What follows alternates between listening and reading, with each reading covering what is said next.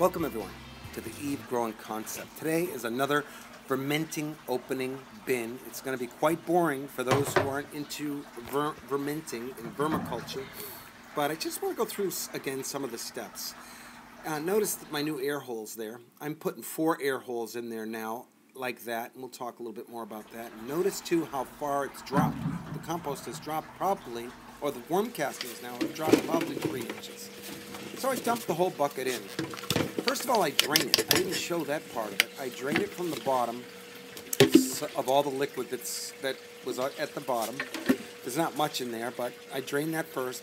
Then I dump it out. And as you can see, this was a great fermenting bin.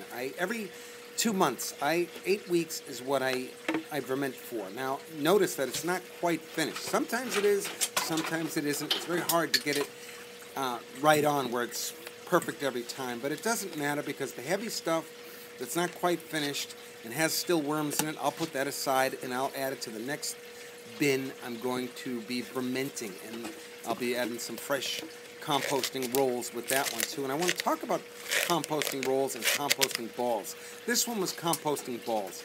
I had a couple when I first started doing composting balls where I didn't get the nitrogen carbon mixture quite right. I was trying to use all organic material with no man-made material, like newspaper or paper bags or t-shirts you can use too. Anything cotton or that for the carbon. So I tried to make balls out of this, and I was using my minced compost mixed with some minced leaves, and I rolled it up into a ball, and I like this one right here, and I'd put it into the bin. Sometimes I put cow manure in there as well. Not necessarily aged cow manure, but cow manure. So this one was a little bit better because it wasn't as moist, but it's hard to get that not to be too moist. Okay, and then of course you get your pot worms and things like that if you don't do it quite right, or your springtails, which with fermenting you do get those, and those help with the breaking down process. I'm not necessarily worried about the pot worms or the springtails because they stay in the bin. Of course, with fermenting, once it's packed with total internal aeration, nothing gets in, nothing gets out. So you can ferment in your kitchen. There's no smells either from these bins, which is kind of amazing. We're doing the same thing hot composting is doing, but instead of making compost, we're making worm castings. And we had a great talk on our Facebook page with one of our fermenters, or hopefully one of our fermenters, and he was talking about that it's 2 different things. The compost pile and worm castings are 2 different things. You need both to create good soil, and he's so right about that. I just mean if you live in the city, you don't have room for a composting pile. Fermenting is another great option where you can get so much more compost once it's minced up. A lot of city dwellers have garbage disposals. There's many ways to break down your organic matter besides going through the process of a garbage disposal. You can use a blender. You can chop it up.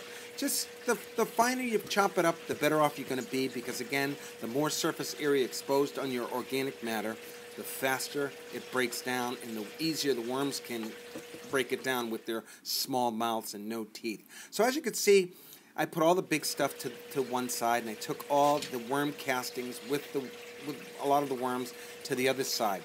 These big pieces, again, I'll add to the next fermenting bin. Add some more duff, layer it just like I do, add some more duff, and cap it. Wait another 8 weeks, 2 months, and the whole process starts over.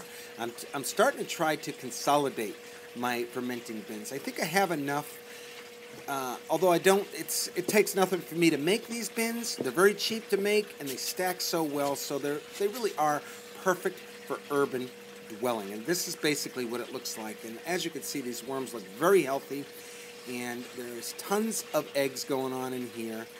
And it's just been working. I love it. It's like I've said in other videos, it's like having a organic household appliance, quietly breaking down your organic matter. The less of this heavy organic matter going into our landfills, the better. And if we all did vermiculture of some kind, we're doing a great thing for our planet. As you could tell, some of the stuff that I'm experimenting with is kind of outside the box as far as traditional vermiculture goes. And I think that's the beauty of fermenting it. As you pack it, leave it, internal aeration, nothing gets in, nothing gets out. So that's basically it. I separate the solids. So this newspaper here I was putting my composting balls on it to allow them to dry out a little bit, so I thought I'd put it on the side and have the worms eat that too. These little amazing dragons. You know, it reminds me of the show The Munsters. Do you remember that show when Herman would go to the stairs and he'd lift up the stairs and the dragon would be in the basement and would breathe fire and he'd throw it a big stake? These little reds collectively remind me of that dragon that I throw down all my composted material. So some of this is still too moist in my opinion, so I rolled it up into a carbon just to soak up some of that moisture. That moisture will go into the newspaper, and of course as time goes it'll become another food source. It's a different way of doing it. In traditional vermiculture, a lot of people shred their newspaper and put it in. This eliminates that. You don't have to do that. Granted, there's probably more steps that I have to do with my fermenting process, but I feel with this fermenting process, I am able to, once it's all packed and ready to go and you leave it, you don't have to look at it, really, especially with this new air ventilation I have up top, with these bottle top air holes. They're working so well. You drill the appropriate hole. I'm using Coke bottles, so it's still, or any kind of Coke or Pepsi bottle. Cut the top off and drill that 1-inch hole, and those Coke bottles fit perfectly in there. Great for Evegrowing on many levels. We'll talk more about those in upcoming videos. So here's what I have left. This is the finished product right here. And I'll spread that out into this big tray. Still, all this other big stuff, heavy stuff, is going to go into the new fermenting bin. And these worms that I have here, I'm going to add to another fermenting bin. I guess I am adding another new fermenting bin. There's so many worms here. I'm going to take a lot of them, and I'm going to add it. I have another new fermenting bin that I'm going to do, and some of them I'll add to other fermenting bins to add even more worms. So, again, I'm trying to consolidate it all, but I guess I'm really not, because I'm still adding more fermenting bins. I have some room down in my basement, and they stack so well. So, the more organic matter I can break down, the more worm castings I get. So, that's basically it. This is all, it's still got some big pieces in there, so I'm just taking the bigger stuff out and putting it in. And these worms, worm farming is just amazing, because they are like an awesome urban farm animal, these red wigglers, right? Because they do certain things that, work for us. The light brings them deeper down, which makes it easier for us to take the compost or the worm castings out of the worms.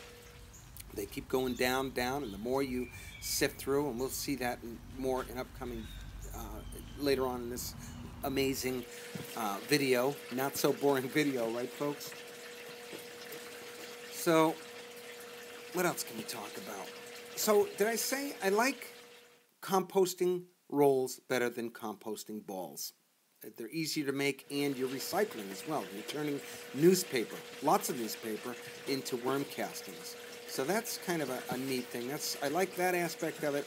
The composting balls I will still be making. I've got a couple ideas I want to do with these composting balls, because, again, they're great to bury in your planters and have a few worms in there, and you will have your own worm farm starting in your planters.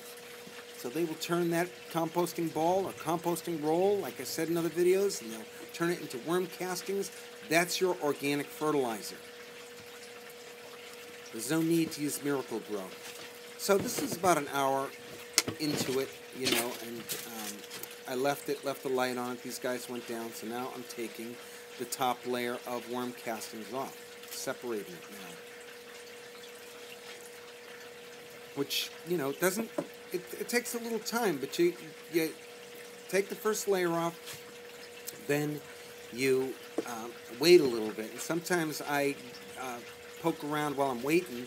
I poke around with a straw and take the eggs out. And I'll add those to the new fermenting bin. I have nurseries, worm nurseries, with the finished product, the castings that I do have, I'll put aside into a fermenting bin, an aerated bin that the worms will stay there, and I'll add one composting roll into there, and then the worms, when they hatch, they go into this roll, and that roll I'll add into a fermenting bin as well, a new fermenting bin. So that will be one of the rolls. So when I have extra rolls, which I always have extra rolls because I'm making them all the time, I'll add one to each of these. And I got to tell you, folks, I have probably 12 6-gallon buckets, 13 6-gallon buckets of just worm castings from all the stuff I've been fermenting since September. That's pounds, heavy pounds. So after I've done it, a lot of it with the tray here, I'll put it into a 3-gallon bucket. I'll put all those worms in there, and then I'll shine a light on that, and just they'll go down deeper and deeper. And eventually, at the bottom, I'll have a bunch of red wigglers. So that bucket to the left there, that's just minced hay that I've been using. So amazing with all this organic matter and how even in urban settings you could find this stuff. Granted, it helps from me. I have a yard mulcher that I picked up on bulk pickup. People have thrown away all kinds of amazing stuff in the city, right? So in my mind, I was contemplating a mulcher. I got to get a mulcher. And all of a sudden, I'm driving by. I'm not supposed to be collecting any more junk, by the way. People call it junk, but I don't call it. I'm not supposed to call it junk. I call it amazing stuff when I find it. But apparently, it wasn't working very well, and it just needed a little cleaning, this mulcher, and it's been great because it does a lot of stuff. It minces my leaves. The small sticks, it'll mince up as well. So I love that thing. So it does my yard, my dry carbon. It minces it up, and of course, as you know, I put that carbon in my compost bin out back. I'm fortunate enough to have the room to have a outside composting bin. I don't have a big yard, but my composting bin, as other videos I showed, is where I put my carbon, my minced leaves and grasses, and I add my fermenting slurry to that compost, and that's the nitrogen that heats it up. And we'll be talking more about this hot composting that I'm going to try to heat some water with it or heat a small room. I'm going to be testing this theory because I'm very excited about that aspect of the Evegrowing concept. Stay tuned, folks, because I'm going to be talking about Eve and Eve towers and how it's going to easily compete with these other non-traditional growing methods, hydroponics, aquaponics, aeroponics, and why Eve, I feel, is superior on a residential scale as far as I know, because I've only done residential. I hope to do commercial. I think it'll be amazing then too. I'm going to take all these worms, I'm going to add them to new fermenting bins and start the whole process over. So that's basically it. Just an update on an Eve fermenting bin and how I basically handled it. You know, I also added some cow manure onto this one, and then I capped it with some duff at the end. So that's a packed, then I added some duff to that. That's a packed bin. So that's basically it, folks. If you like what you see, please subscribe and come to my Facebook and let's be friends, and we'll literally grow up together. God bless. Over and out.